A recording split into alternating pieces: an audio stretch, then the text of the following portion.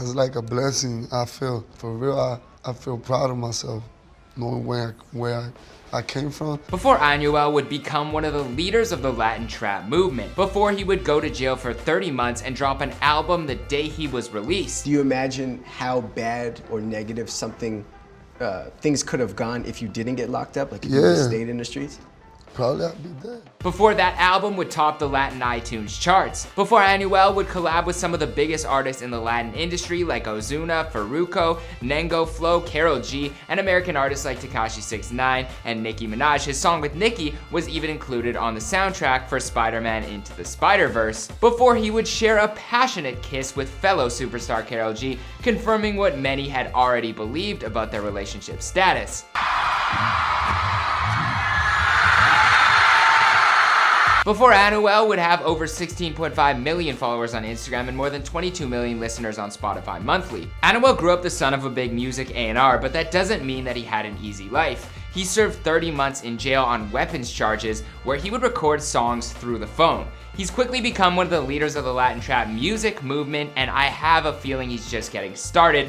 But how did he make it to the top of the game from there? Well, you clicked on the right video. What's going on, good people in the comment section? My name is Jeremy Heck. I hope you're having one heck of a day, and today I'll be your host, taking you through the life and career of Anuel AA, prior to fame. Hopefully I pronounced that right. I've been trying to practice. We've covered other artists recently like Lil Nas X and Paulo Londra, so be sure to check those out after you finish watching this one. Also, let us know who we have to cover next in the comments down below, and share this with the biggest Anuel fan that you know. There are a lot of Spanish pronunciations in this video, and as you can probably already tell, I do not speak Spanish at all, so hopefully I do a decent job, but if I do say anything wrong, please forgive me, and let me know how to pronounce it in the comments down below. I've also got a trivia question for you that I'll answer at the end of the video. What did Anuel say to Karol the first time he met her? Stick around until closer to the end of the video for the answer. Now let's get into it. Before they're famous. Before they were famous about. That was a pretty good video. I like this guy. Look, Freddie, you did a great job. Michael is never wrong. So damn, that was cool. How did he know that? Whoa! Alright, here goes my first attempt. Anuel AA was born Emmanuel Gasmi Santiago on November 27, 1992 in Carolina. How did I do on a scale of 1 to 10? But of course, it wasn't the Carolina that my American viewers are thinking of. It was Carolina, Puerto Rico. Anuel's father is Jose Gasmi. He was also a musician, playing bass and producing some prominent Latin hits, and according to a blog post I found, he was considered to be by some one of the best studio musicians in Puerto Rico ever to do it. He ended up becoming the vice president of A&R at Sony Music in Puerto Rico, and this allowed Anuel to meet a lot of Spanish singers and celebrities from a young age.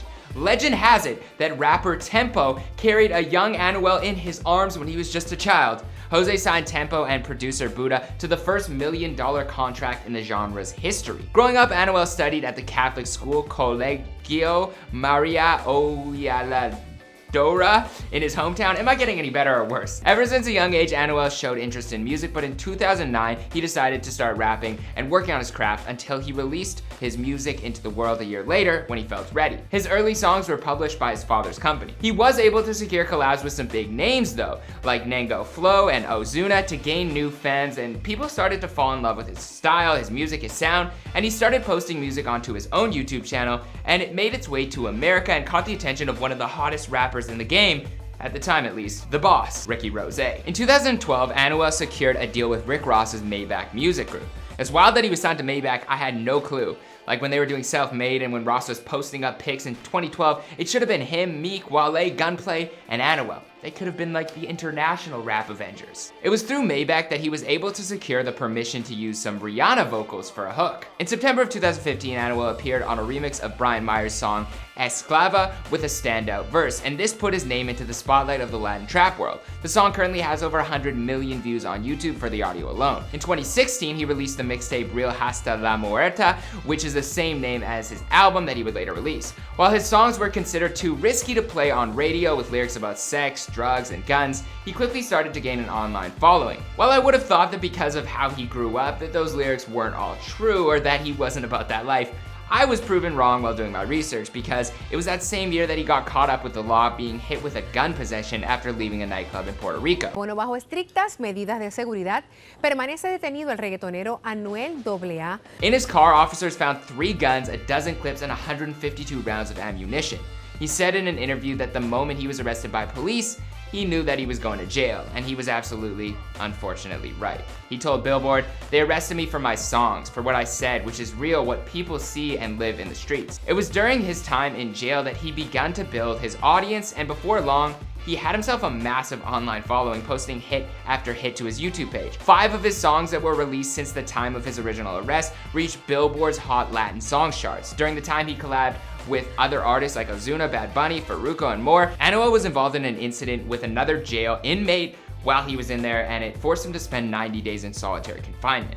And he was also in 4 different prisons over the course of his 30-month sentence, from Puerto Rico to Atlanta to Miami, with a brief stint in a halfway house before finishing his release in a Miami prison. It was at the halfway house that he reunited with his collaborator and friend Ozuna, and it was there that he was able to use their studio. After a huge Free Anuel campaign from his fans that went viral and took his fame to a new level, he was released from prison in May of 2018 after a little over 2 years behind bars. He released his album the same day that he got out, just hours after, as a surprise release for his fans. And much of the album was written while he served his sentence. I guess you have nothing else to do but think and write down your thoughts. Well, and do push-ups, I guess. But Anuel says some of the songs were finished before he went in, but some of them were recorded in the halfway house, and some of them were even recorded while he was in jail on the phone. You know, the producers would call in, play the beats, and he would speak on the phone, rapping his verses back. He said it was a little bit murky sometimes, but he made it happen. Recuérdate, ellos ponen el ritmo y por acá se escucha atrasado. Tenía que estar repitiendo, grabando otra vez. El productor allá acomodando las voces. Gracias a Dios se dio bien. The album was released through Glad Empire Records with distribution via The Orchard, and it seems like Maybach Music didn't really play a role in the release at all. It appears that he has since cut ties with the label. But Anuel's release from prison was timed perfectly with the rise of Latin trap in the US, because at the time, Cardi B had the #2 song in the world with I Like, which featured 2 of the biggest Latin trap artists in the world, Bad Bunny and J Balvin, and that song was only topped by Bad Bunny himself, who had the #1 song. Anuel's album landed at the top of the iTunes Latin charts and at #4 on the overall charts. He says the first thing he did when he walked out from behind bars, though, was hug his son. ¿Qué fue lo primero que hiciste? ¿A quién abrazaste primero? Eso fue lo más que me hizo falta estando en la prisión. Anuel collabed with Tekashi 6ix9ine that same year for the song BB, which has nearly 1 billion views on YouTube. Anuel and Karol G were set to work on a remix together before he got locked up, but when he went to jail, he wasn't able to send her over the verse. When he was released from jail, the two allegedly started talking over Instagram, text, and then phone calls, even though they'd never met in person.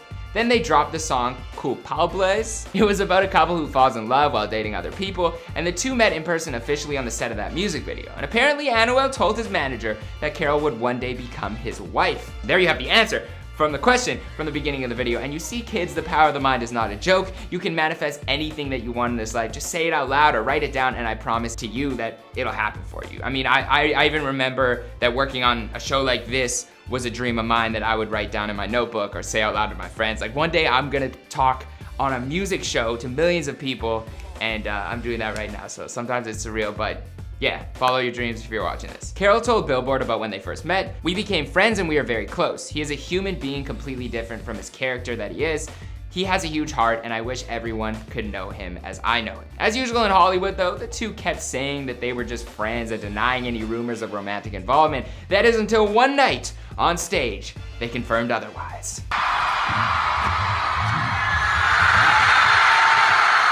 And you can tell by her nod that they had discussed this before. It wasn't just spur of the moment. They talked about it happening before the show. But then they did confirm on Instagram that this was not just a fling, but a full-blown relationship, with Karol posting the caption stating, and this is a translation of course, 26 years of experiences, of living, of struggles, of learning. It's not a lot what I'm going to write to you on here. You more than anyone know what I think. Hopefully other people could see what I see in you. All I can say is I've had the honor to know your heart and fall in love. I'm so proud of you. You're a giant. Happy birthday and cheers to many more. I love you, Emmanuel. The two even got matching tattoos of each other's real names, so it's clearly real love. As Drake once so eloquently put it, "Tap my name on it so I know it's real." Anuel stated, "This tattoo is worth more than all of this jewelry I have. And based on how frozen his wrist is usually looking, it's worth a lot." And if you thought that tattoo was intense, just wait until you see the next one he got of them. Through the lobby, on the rooftop, to the spa, down to the beach, And that was based on this picture. Pretty accurate, actually. Shout out to the tattoo artist. Recently, Carol showed up to the 2019 Billboard Latin Music Awards rocking a massive ring on her finger, so it seems like Anuel manifested that into existence. The two even toured together, performing in front of massive audiences and killing their shows. And most recently, in terms of the music, Anuel dropped his single Cambio with Ozuna, and the official music video already has more than 50 million views. But as for the rest of the story, well, you know it because this is before they were famous. As always, my name is Jeremy Hecht. I hope you enjoyed this video. Subscribe, like it. Be sure to check out some of my other videos I've done for the channel. Let me know who to cover next. Dream good, live better. I hope you have one heck of a day. And if no one has told you today yet, I love you. See you in the next video.